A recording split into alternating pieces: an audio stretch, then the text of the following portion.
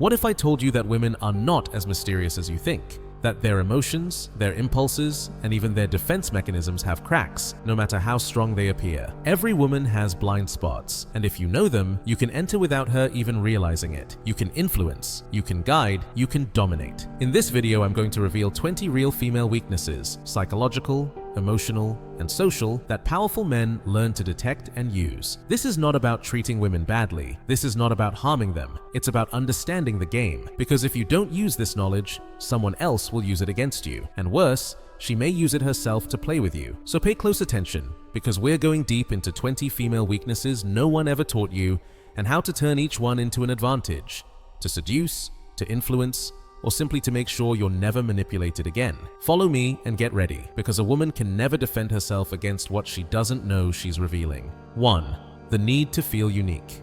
Every woman wants to feel chosen, but that's not the real hunger. Being loved is ordinary, being desired is common. What her ego truly craves is something far more dangerous. To be different, not replaceable, not comparable, irreplaceable. From the moment she's a child, the world whispers the same lie into her ears: you're special, you're unique, you matter. But life doesn't always confirm that story, so she grows up searching, not for love, but for proof. A look, a pause, a presence that says, I see something in you that no one else has ever seen. And that is where your power begins. If you know how to make her believe you've noticed something about her that no one else has ever detected, something even she hadn't fully realized, you don't just attract her, you occupy her mind, because now she doesn't just feel wanted, she feels revealed. And being revealed is intoxicating. Here's how you use it. You don't chase, you don't impress, you don't perform, you embody a dangerous contrast. A man indifferent to the world, but precise with her. You don't shower her with cheap praise. Compliments are noise. Every man uses them. Instead, you observe. You isolate details that pull her out of the average category. Not, you're beautiful, but the way your mouth twists when you answer, you only do that when you're lying, right? That's not a compliment. That's exposure, and exposure disarms. When she realizes you're not flattering her, not begging, not trying to win, but seeing her with surgical clarity, her mind starts circling you, uncontrollably. She asks herself questions she can't shut off. How did he notice that? Why does he see me so clearly? Who is this man? But here's where most men destroy the spell. They give too much, too fast, too openly. You don't. You let her feel that there are still parts of her you've already detected, but haven't revealed yet, and you let that tension breathe. You say things like, I've already noticed what you do when you feel insecure, but I'm not going to tell you yet. That single sentence does more than 1,000 compliments. It creates a psychological hook, an open loop. Now she wants answers, she wants clarity, she wants you. And without realizing it, something shifts. She starts measuring herself through your perception. She's no longer chasing affection, she's chasing interpretation. She wants to know how you see her. And that's when you become her favorite mirror, not a reflection, but a distortion that pulls her deeper. Remember this, what feels unique becomes addictive, and what becomes addictive can be guided, not by force, not by pressure, but by precision. 2. Hidden validation disguised as a complaint. Women don't always ask for attention the way men expect. They rarely say, I miss you, I need reassurance, I want to feel important to you again. That would expose vulnerability. So instead, they disguise the need. They wrap it in irony, in soft criticism, in harmless-sounding complaints. She says, you don't reply to me like you used to, and most men panic. They explain, they apologize, they rush to fix. That's the mistake. Because she's not complaining, she's testing. She's asking a question she doesn't dare say out loud. Do I still matter to you? Can I still affect you? Do you still see me? The complaint is camouflage. The real request is validation, and here's the rule you must understand. You never satisfy this need directly. You manage it. When you justify yourself, you lose position. When you over-explain, you kneel. When you rush to reassure, you surrender leverage. Instead, you respond from emotional control, calm, grounded, unreactive. If she hints that you're less present, you don't deny it. You don't defend it. You reframe it. You say something like, it's not that I pulled away, I just got used to seeing you strong without me. Notice what happened. You gave her validation, but not the kind she expected. You acknowledged her significance without giving up authority. You didn't chase, you didn't beg, you didn't explain. You made her feel seen without emotionally kneeling. And that imbalance is powerful. Understand this. Every complaint carries information. If you listen emotionally, you'll miss it. If you listen coldly, you'll read her blueprint. Each complaint reveals where she feels insecure, which part of you makes her uncertain, what she's afraid of losing. That's her emotional Achilles heel. And you use that information to adjust presence. Sometimes the answer is closeness, a slight warmth, a calm touch, a grounded reply. Other times, the answer is distance, a calculated absence that sharpens her awareness. Because here's the truth most men never see. The more she complains, the more she reveals what she fears losing. And once fear appears, you decide the direction. If you respond with softness, you dominate gently. If you respond with a mirror, reflecting her emotion without absorbing it, you dominate deeply. A woman who complains is not attacking you. She's asking, do I still belong here? And that question, in the hands of a disciplined man, can be redirected into your game. 3. Arousal, linked to emotional danger. Stability doesn't excite most women. It comforts them. It calms them, but it doesn't ignite them. What truly activates desire is not safety, it's threat. Not physical danger, not fear, emotional danger. The possibility of losing you, of not fully understanding you, of realizing she doesn't have you completely under control. That tension between closeness and uncertainty is what switches on her limbic system. And that's why so many women end up entangled with men who confuse them. Men who never fully give themselves. Men who seem present but not entirely reachable. Because emotional danger stimulates the mind the same way sexual desire stimulates the body. So how do you use this without destroying everything? You play on the edge. You create spaces where she can feel you but can't fully define what you are to her. You come close with intensity, presence, focus. Then you change the tone. Not abruptly, not dramatically, just enough for her to feel the shift. You change the energy. One moment she feels chosen, the next moment she feels uncertain. One moment she feels she has you. The next moment she's not sure if you're still there. And no, this is not manipulation. This is emotional rhythm. Here's the rule. When she settles, you unsettle her.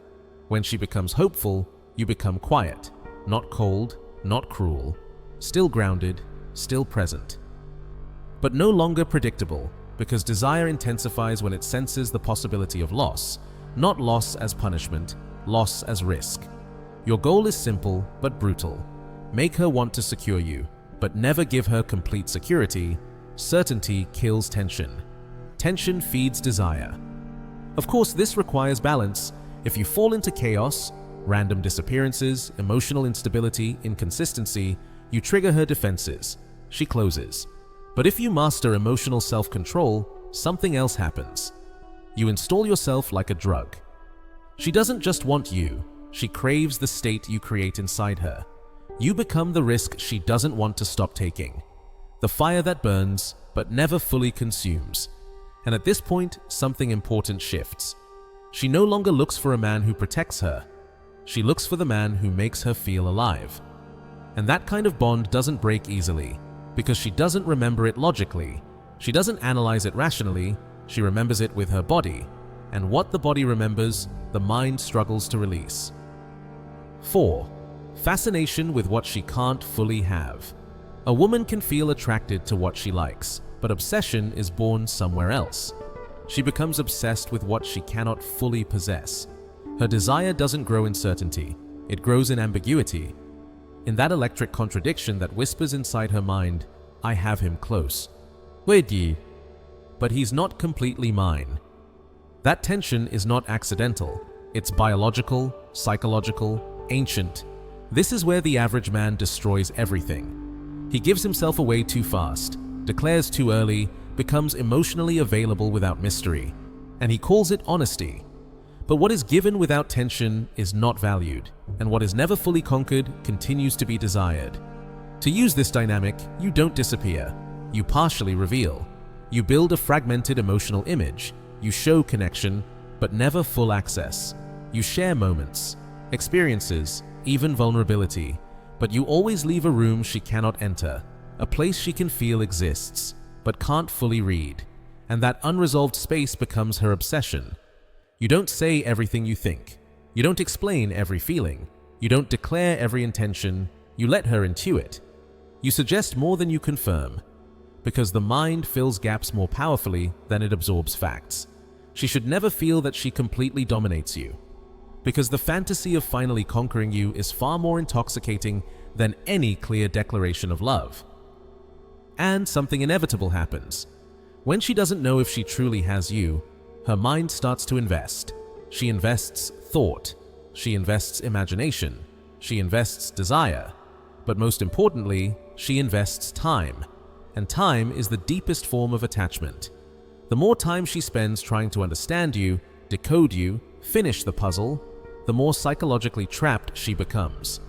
And at that point, you are no longer reacting to the dynamic, you are shaping the narrative. Ask yourself this: why does the man who never gives himself completely never become boring? Because he never becomes predictable, he becomes irreplaceable. And in the game of attraction, what is irreplaceable is always the thing that can never be fully captured. 5. Attraction to masculine detachment. Most men are taught the same lie, that to seduce, you must be attentive, gentle, always present. That mistake alone kills more attraction than rejection ever could. Those behaviors can create comfort, they can create closeness, but they do not create desire. What excites deeply is contrast, unpredictable contrast, warmth followed by distance, connection followed by restraint, presence followed by silence. The man who truly ignites attraction is not the one who needs her. It's the man who can look at her without hunger in his eyes, who can hold her without begging for reciprocity, who can leave at the exact moment she believes she finally has him secured. That moment, when certainty collapses, does something dangerous to her psychology. It makes her doubt her power, and when a woman doubts her power, desire wakes up. Understand this clearly. Detachment does not mean indifference. It means inner control. It means your interest doesn't control you, your attraction doesn't weaken you. You can want her without needing her, you can enjoy her without depending on her. And that emotional distance, when paired with moments of intense connection, creates an addictive rhythm. She begins asking herself questions she never planned to ask. Why doesn't he chase me? Why doesn't he melt like the others? Why can't I break him? And right there, without noticing, she starts to compete. And whoever competes for you surrenders psychological ground without realizing it. Apply this with noble coldness. Not cruelty, not neglect, not arrogance, just composure. Hold your center. Learn to withdraw at the exact moment she's about to demand emotional surrender. Don't fulfill automatic expectations. Don't reply instantly. Don't react the way everyone else does. Let her feel that your attention is not earned by beauty, but by behavior. And then something inevitable happens. She stops waiting to be chosen. She starts trying to earn you. And when a woman wants to earn you, you're no longer the one seducing. She's the one who began conquering, without ever realizing the game already shifted. 6. A wounded ego. When she can't seduce the man she wants. Women don't always want the most handsome man, the richest man, or even the most available one. Very often, they desire the man they cannot bend. Not because they enjoy rejection, but because their ego needs proof. Proof that it still has power, that it can attract, that it can seduce, that it can provoke a reaction. Her desire in this moment is not about you, it's about herself. When a man escapes that logic, when he doesn't respond the way she expects, something dangerous happens inside her mind. A fracture, a silent question appears. Why didn't it work on me? And that question doesn't fade, it loops. And that's where obsession is born. Your role here is not to reject her. Rejection creates resistance. Resistance creates defenses. Your role is more subtle. You present yourself as someone who is not emotionally on sale, someone whose interest is not automatic, whose attention is not earned by beauty, by flirting, or by routine seduction. When she throws a hook at you, a provocation, a playful insult, a subtle compliment, a physical hint, you don't bite, you don't rush, you don't mirror enthusiasm, you stay calm, you change the subject. Or you disarm her with a sentence that stops her momentum. I can't tell yet if that's coming from you or from your need to stay in control. You're not attacking her, you're doing something far more destabilizing. You're signaling that she can't read you. And that hurts the ego, but it also activates it. Because now, unconsciously, she has a mission: to make you react the way other men do. She wants you to melt. She wants you to fall. She wants confirmation of her power, and here's the trap she walks into. The more she tries without success, the more emotional investment she makes. Effort creates attachment. Investment creates obsession. The key is modulation. You don't deny her everything, because pure ice only freezes. But you don't give her everything either, because certainty kills desire. You give just enough. Enough warmth to keep her hopeful. Enough distance to keep her chasing. So she never knows if she's winning or losing. And in that ambiguity, her mind doesn't rest. It plays, it calculates, it returns. And here's the final shift. When a woman plays emotionally to win you, she's no longer choosing, she's competing. And the moment she competes for you, the balance of power has already changed. 7. Addiction to the emotional roller coaster. There are women who say, "I just want peace." And they mean it, consciously. But their nervous system tells a different story. Because when you give them calm, predictability, emotional flatness, they get bored. Not because they enjoy suffering, but because their emotional system has been conditioned to chaos. Intense arguments followed by burning reconciliations, misunderstandings that end in sex. Jealousy disguised as passion. This isn't love, it's adrenaline. And the brain doesn't know the difference. It associates adrenaline with attachment, intensity with connection, instability with meaning. That's why so many women become addicted to relationships that feel like a dangerous amusement park. High highs, low lows, and the body mistakes that instability for love. Your advantage is not destroying her stability. That's what weak men do. Your advantage is knowing how to modulate adrenaline without losing control. You don't create chaos, you create contrast. You introduce small ups and downs, micro-tensions, awkward pauses, unexpected silences. Nothing dramatic, nothing obvious, just enough to keep her system alert. After an intimate night, don't become more attached, become more reflective. Quieter, slower.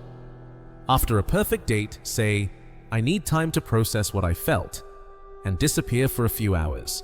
Not to punish her, not to play games, but to break the comfortable pattern. Because comfort kills hunger, and contrast creates it. Emotional hunger is what creates attachment. You can also use this addiction as an anchor. Whenever you sense she's getting too comfortable, you change the frequency. If she sees you very present, you pull back slightly. If she feels she has you, you introduce mystery. If she thinks she understands you, you show her a version she didn't expect. Not chaos, variation. This is not about cruelty, it's about understanding something crucial. Her addiction is not to suffering, it's to shifts in energy. And the man who controls those shifts doesn't just control attention, he controls rhythm. And whoever controls emotional highs and lows controls desire. Because desire doesn't grow in peace, it grows in movement. 8. Confusing desire with approval. Many women don't actually know who they truly desire. They confuse it. They confuse attraction with validation.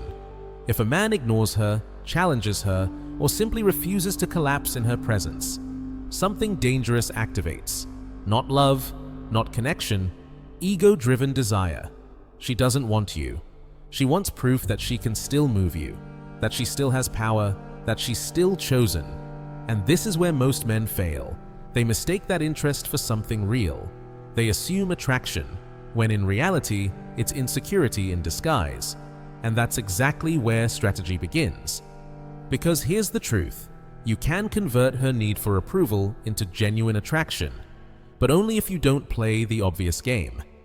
Acting indifferent won't work. Every man tries that. Silence without intelligence is just absence. You must be sharper. You acknowledge her without elevating her. You recognize her without centering her. When she throws a test at you, a seductive question, a playful insult, an indirect compliment, a visual provocation, you don't accept the frame, you return it. You give something back, but not yourself. For example, You're dangerous when you know you're beautiful, but don't worry, that's not why I'm here. That single sentence does three things at once. You validate her, you disarm her, and then you remove the reward. Now her beauty is acknowledged, but it's no longer the currency, and that's when desire shifts. Because now she wants to know, if it's not my looks, then what is it? Watch closely. The moment you stop feeding her attention, she often becomes more seductive, more playful, more intense, more present. That's your signal. She's not feeling desire, she's feeling withdrawal of validation. And at that moment, you hold the control. You lift her slightly, a glance, a line, a moment of warmth, and then you pull back again. Not cold, not cruel, controlled. This conditions something powerful.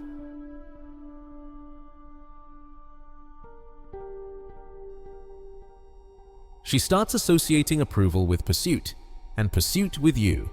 Now she's doing the internal work, convincing herself that you're desirable, that you matter, when in reality, she's trying to recover the mirror that once made her feel radiant. And here's the final inversion. When a woman wants you to desire her, she's no longer seeing your value, she's chasing her own reflection through you. And the man who understands this never confuses attention for attraction again. 9. Dependence on digital attention. We live in an era where validation is no longer earned through presence, but through notifications, a vibration, a sound, a glowing screen. That's where confirmation lives now. Many women develop an unconscious dependence on messages, reactions, emojis, on those tiny digital signals that say, I exist in someone's mind. And understand this clearly. Digital attention isn't just attention, it's dopamine, delivered in microdoses, perfectly addictive. If you learn to control the frequency, the tone, and the timing of that attention, you gain something most men never touch. You begin shaping how she perceives you, how often she thinks about you, how much she needs you. Not emotionally, neurologically. So how do you use it? It's simple. You don't become constant. You become strategic. You don't reply in minutes. That kills tension. But you don't disappear for days either. That signals immaturity. You respond when your silence has created questions, not when she's waiting for reassurance. And when you do reply, you never close the conversation completely. You leave space, open doors, ambiguous lines, unfinished thoughts. Because the most powerful message is the one that continues after it's read. That way, her mind keeps talking to you even when you're no longer online. You also learn to alternate rhythm. High presence, then absence. If one day you have an intense, flowing conversation, lower the frequency the next day. Don't explain it. Explanation kills intrigue. Let her feel the shift. Let her notice it. Because the moment she starts wondering, what changed? Why is he quieter? Did I do something? She's already investing, and mental investment always comes before emotional attachment. Here's the truth most people miss. That digital investment doesn't stay digital. It converts. Thought becomes anticipation. Anticipation becomes desire. Because whoever controls notifications controls the narrative. And whoever controls the invisible thread of digital desire can pull the entire body without ever touching it. 10. The need to feel special in your world. One of the most exploitable and most invisible female weaknesses is not the need to feel admired, but the need to feel different to you. Not prettier, not sexier, more important. A woman can be drowning in validation, messages, likes, attention everywhere, and still feel empty if she doesn't believe she occupies a unique place in your mental, emotional, or social world. That emptiness is dangerous and powerful. This desire for distinction is so strong that many women don't compete with reality. They compete with ghosts, your past, your ex, your work, your freedom, your silence. She doesn't want to be one of many. She wants to be the exception. This is where you play with fire, because if you understand this correctly, you can turn that desire into an elegant trap. You don't flatter her, you normalize everything she's used to. Beauty, attention, company. You let her feel that you're accustomed to all of it, and then you pause. You introduce a fracture. You let her feel that something about her interrupts your rhythm. You don't use generic lines. You use surgical language. Not, "You're different." But, "It's not that you're different, it's that you make me different." That sentence does something critical. You don't place her above you, you place her inside your narrative. And being inside a man's story is far more addictive than standing on a pedestal. But here's the part most men are afraid of. Once she feels special, you withdraw the privilege. Not violently, not suddenly, just enough. A little less presence, a little more distance, no explanation, because explanation would give her peace, and peace kills pursuit. Now her mind starts working. Did I lose my place? Am I still different to him? What changed? And here's the truth. A woman who believes she has lost her special position will do almost anything to reclaim it. She invests more, she tries harder, she gives deeper, and while she's trying to recover that place, she's surrendering herself. If you control the sensation of being unique, you don't control her directly. You control the experience she associates with you. And loyalty is never to a person, it's to a feeling. And when you are the only man who can dose that feeling, she doesn't stay because of attachment. She stays because nowhere else feels the same. 11. Trust in the man who calms her at her most insecure moments. When a woman is emotionally shaken by anxiety, jealousy, fear, frustration, or sadness, her psychology doesn't look for answers. It looks for an anchor, someone who doesn't panic with her, someone who doesn't react emotionally, someone who remains solid while everything inside her feels unstable. And if you can become that anchor without judging her, without trying to fix her, without trying to please her, something powerful forms. A silent association. When I'm with him, I feel safe. Not because of what you do, but because of what you refuse to let move you. The secret here is simple and rare. You remain unshakable. When she raises her voice, you slow the rhythm. When she spills over emotionally, you contract your energy. Not cold, not distant, centered. You don't run away, but you also don't drown with her. You don't fully validate the chaos either. You observe, you listen, and then you release phrases that sound ordinary, but rewire her nervous system. You're not crazy, you're just feeling everything at once. Breathe. You're safe, even if nothing feels stable right now. These words aren't romantic, they're anchors. They give her system something firm to lean on when everything else collapses. And once she associates your presence with calm, you become something more than attractive. You become her emotional refuge. But this is where most men destroy it. They stay too long. They try to heal. They turn into therapists. That's the mistake. You are not her therapist. You are her pause, not her crutch. So when the storm settles, you leave. Not dramatically, not coldly, naturally. You don't stay to fix her life. You don't over-explain. You don't linger to be needed. You leave her alone with the calm you gave her. And that's when the real dependency forms. Because now she realizes something unsettling. Her balance returned not because of her, but because of your energy. And once the calm fades, she will want it again. She will seek it. She will return to the source. Because a woman who associates you with peace will unconsciously create chaos, just to have a reason to breathe inside you again. 12. The mask of self-sufficiency that hides a need to surrender. Some women present themselves as untouchable, cold, calculated, focused, emotionally unreachable. They appear self-sufficient to the point of rigidity, but what most men never see is that this mask isn't strength, it's a wall. And behind that wall lives a quiet, dangerous desire to surrender, to someone who won't judge them for finally lowering the guard. They resist, they control, they manage everything. But deep down, they're waiting for a presence strong enough not to be afraid of their intensity. Here, tenderness is useless. Softness won't open this door. You don't lead with affection, you lead with dominant presence, calm, grounded, unaggressive. You don't circle her, you don't flatter her, you face her. Look at her directly, no filters, no hesitation, and then you ask questions that make her feel emotionally exposed. Not invasive, not cruel, precise. You don't say, "I understand you," that's weak. Instead, you make her feel seen. For example, you always pretend nothing hurts you, or only when you're not sure you can trust. That sentence does something brutal. It doesn't attack her, it bypasses her armor. Because you're not reacting to the facade, you're touching what she's been protecting for years. This kind of emotional confrontation, when delivered with firmness and respect, disarms her completely. Not because it overwhelms her, but because it tells her something rare. You're not afraid of what I hide, and when that defense begins to lower, you don't rush in, you don't try to rescue her, you don't try to heal her, you stay. Still. Centered. You don't move a single emotional inch while she feels the internal trembling. And in that moment, something irreversible happens. She stops seeing you as a threat and starts seeing you as a possibility. Not just another man, but the place where she can finally stop pretending.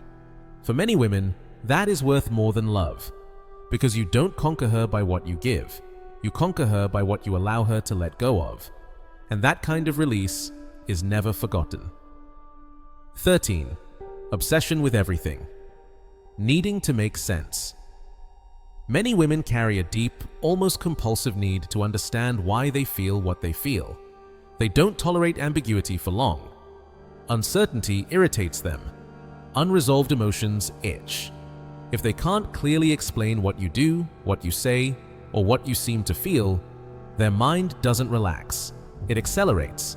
They start searching for clues, replaying conversations, overanalyzing tone, pauses, timing, building theories where answers don't exist. And that's where an elegant trap can be planted. You don't confuse her with chaos. Chaos triggers defenses. You do something far more dangerous. You make her mind work. You let her try for hours to decode you without ever giving her a complete answer. The key is becoming an ambiguous figure, not emotionally inconsistent, not erratic, emotionally coherent, but strategically mysterious. You don't contradict yourself enough to look fake. You contradict expectations, just enough. Enough that she doesn't know if you're moving closer or holding back, if you're falling or restraining yourself, if you're opening or choosing not to.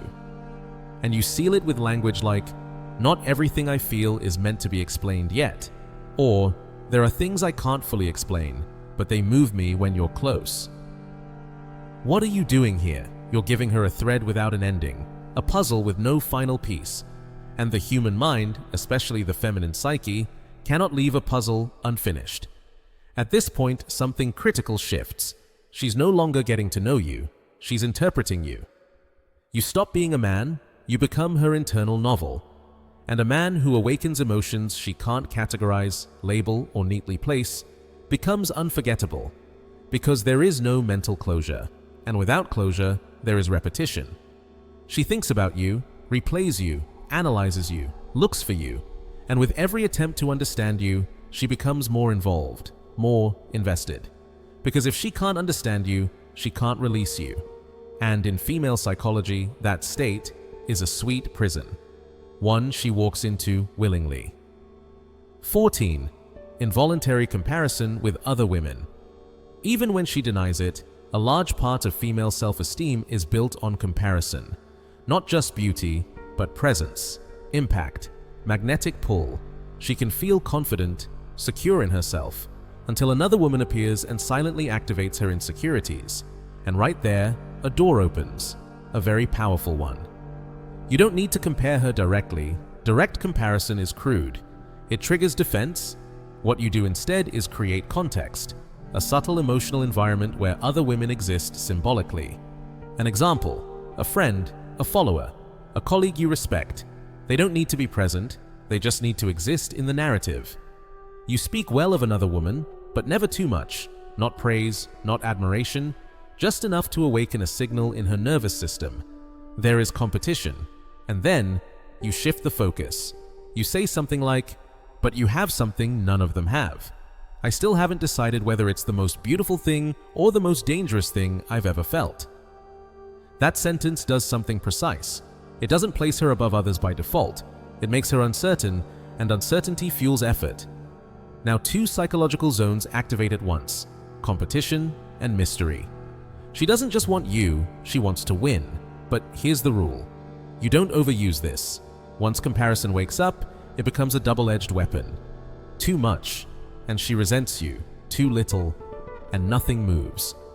What you want is for her to feel chosen despite other options, not chosen because there are no others. That distinction matters, because when she feels selected out of abundance, her ego inflates, but it stays alert.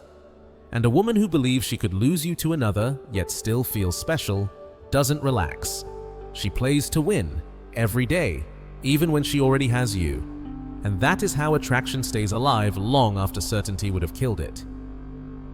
15. Sensitivity to subtle male disapproval. Few things disturb a woman more than male disapproval, when it isn't aggressive. If you yell, she defends herself. If you humiliate her, she hardens against you. But if you withdraw validation quietly, with elegance, something far more dangerous happens. A lowered gaze, a pause that lingers, a calm, restrained line, "I thought you were different." That doesn't attack her, it echoes. This kind of disapproval doesn't explode, it sinks in, and inside her, an internal storm begins to form. Insecurity, the urge to compensate, the need to reconquer. Not because you demanded it, but because her status in your eyes suddenly feels uncertain. Use this like a spring, not a weapon. When she acts from arrogance, from manipulation, or tries to test her power with dirty games, don't react with emotional violence. No lectures, no drama, no anger. Just look at her with contained disappointment. Say calmly, "That's not what I expected from you." And then, change the subject. That single move does something precise. You don't punish her, you remove alignment. And the absence of alignment is more unsettling than conflict, because now her mind starts running on its own. Did I lose him? Do I still matter? Did I disappoint him? Or did I misunderstand how this works? You didn't answer those questions. You planted them. Later, she will come back, not openly begging, not directly asking. She'll look for validation again. This is where most men fail. They give it too fast. You don't. You let her work emotionally, not with explicit challenges, not with games, with coherence, with calm, with absence of need. Only when she shows a different energy, a different attitude, a more grounded, respectful version of herself, do you return the warmth, quietly, naturally, as if nothing dramatic ever happened. And that teaches a lesson deeper than words. Approval isn't automatic. Attention isn't guaranteed. Warmth isn't free. But it exists for the woman who earns it. And that lesson doesn't fade. Because subtle male disapproval, handled with control and restraint, doesn't just correct behavior, it restructures desire, and once learned, it is never forgotten. 16. Mental overload caused by invisible expectations. Most women don't live inside one thought. They live inside many.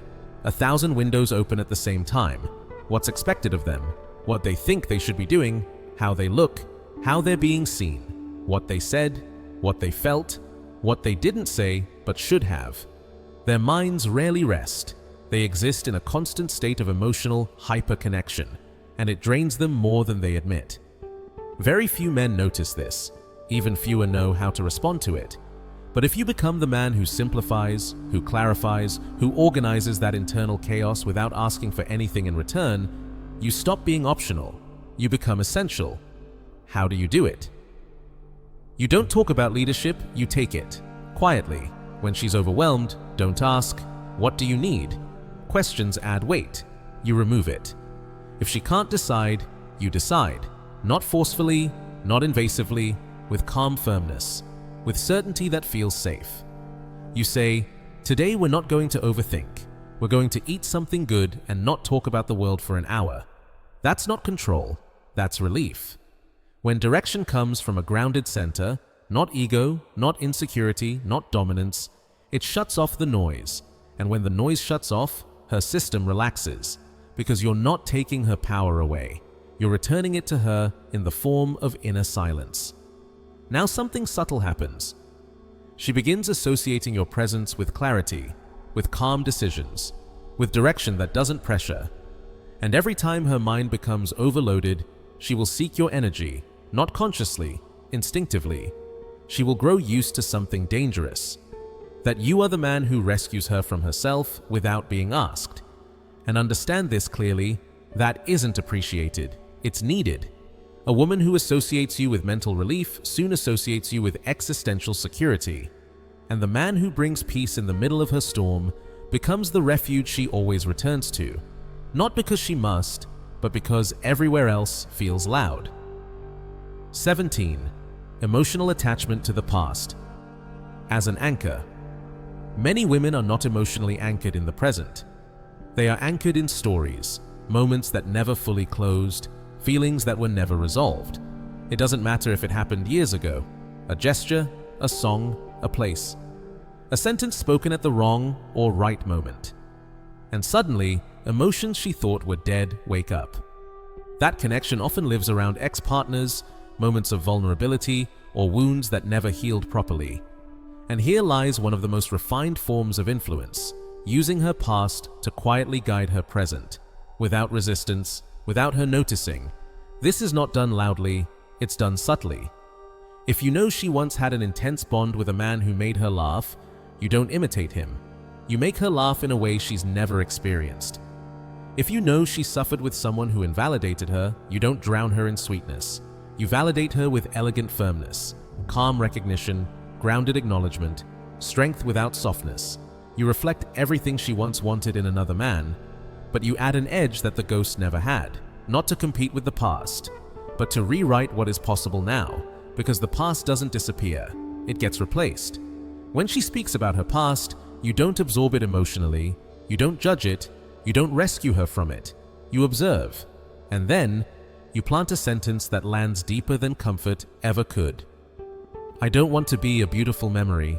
I want to be the moment that makes you realize none of that was love. That line doesn't erase the past, it reframes it. When you touch her past with emotional intelligence, you don't just enter her story, you become the rupture. The point where everything splits, before you and after you. And when a woman reorganizes her emotional timeline around you, you are no longer just a man, you become the character who redefined her life. In deep psychology, that level of imprinting has a name. Emotional addiction.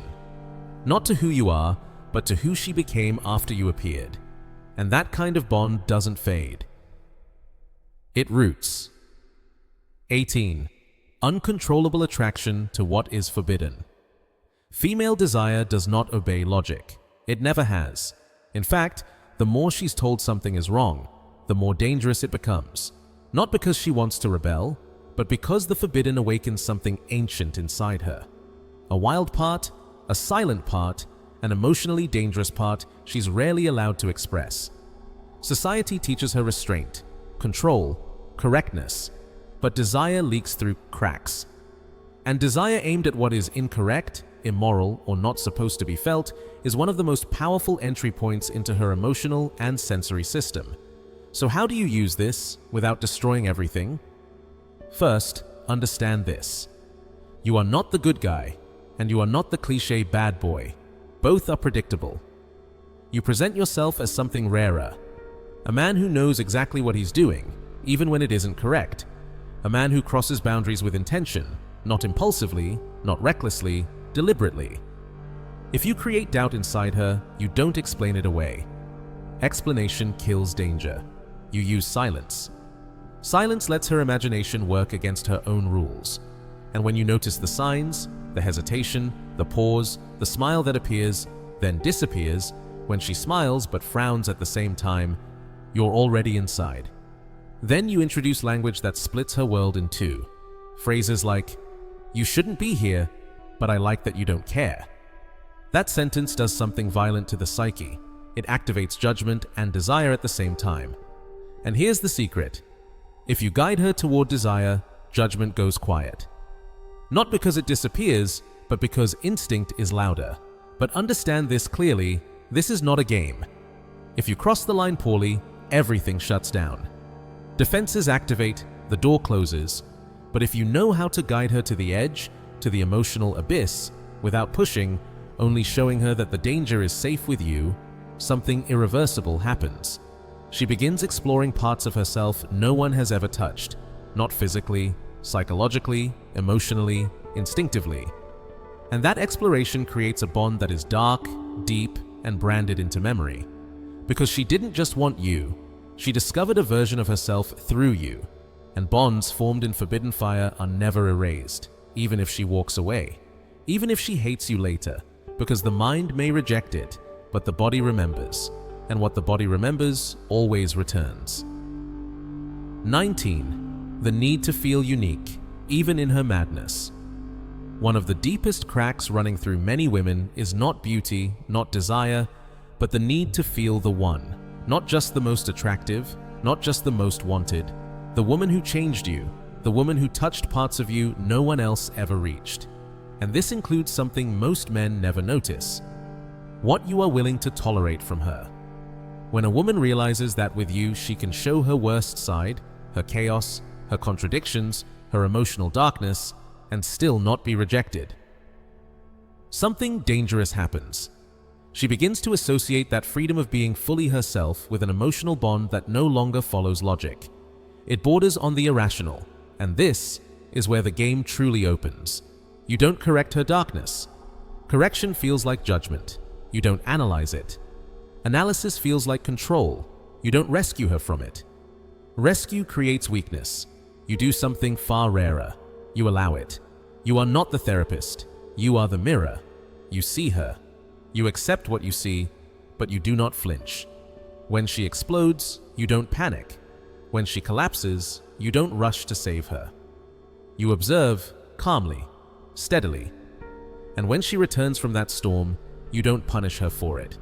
You don't remind her. You don't weaponize it later. That restraint alone creates respect. Then you anchor it with language that does something contradictory to her psyche. I'm not afraid of your chaos. I understand it, but I don't stop my life because of it. That sentence does three things at once. It accepts her, it limits her, and it centers you. Respect is born there. Desire follows it, and the connection that forms cuts deeper than anything superficial. At this point, a shift happens. When she begins to believe that with you she can be everything she is, even the parts no one else saw, no one else endured, no one else stayed for, you stop being just a man.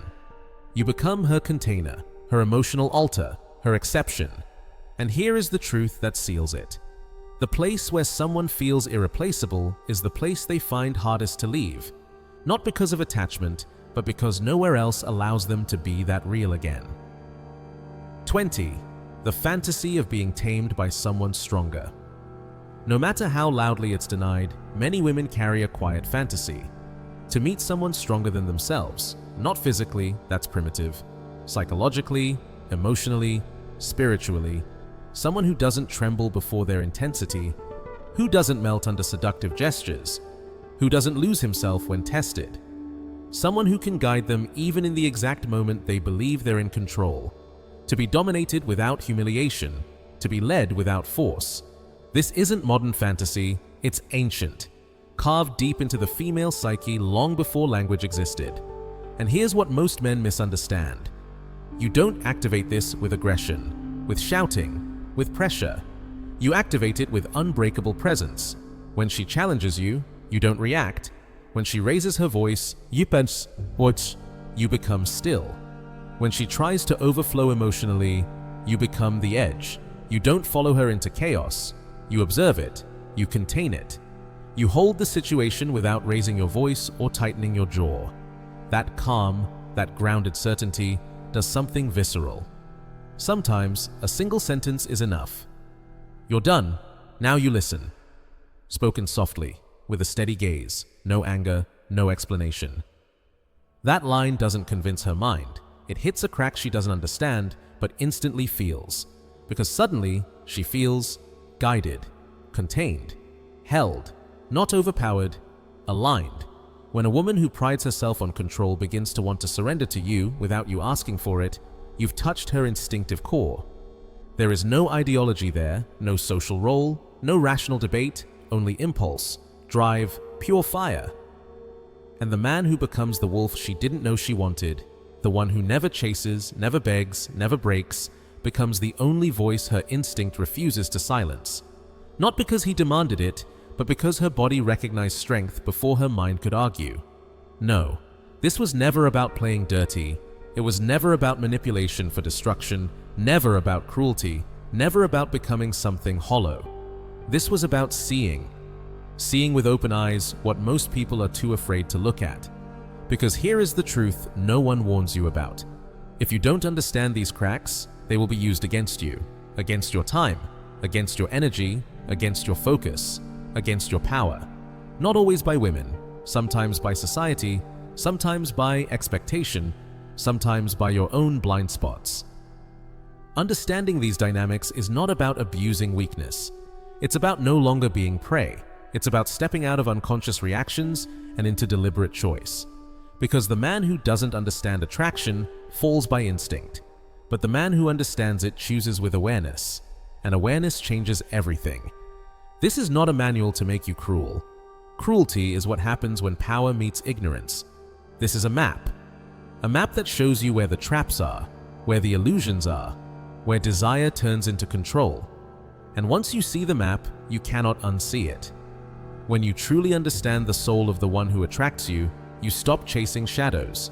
You stop confusing attention for value. You stop giving your power away unconsciously. You no longer move by impulse, you move by clarity.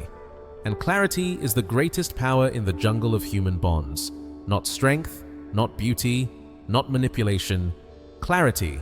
Remember this, and don't forget it. The woman who does not know her own cracks will always become a slave to the one who saw them first. And the man who understands these cracks is no longer controlled by desire, he masters it.